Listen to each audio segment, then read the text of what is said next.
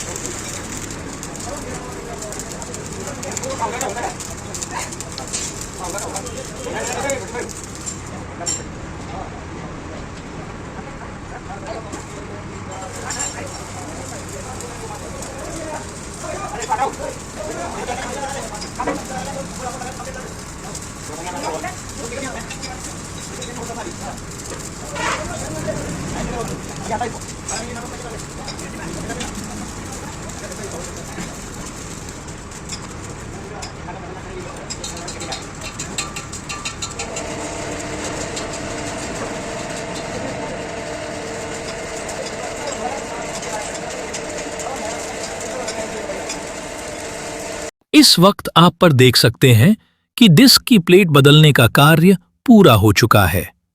धन्यवाद मित्रों, फिर मिलते हैं एक नई वीडियो के साथ। तब तक के लिए बने रहिए, देखिए रहिए आपका अपना प्रिय चैनल सरदार भाई बड़वानी। चैनल को सब्सक्राइब करें और बेल आइकन को प्रेस करें ताकि आपको हमारी नई वीडियो की सूचना मिल सके।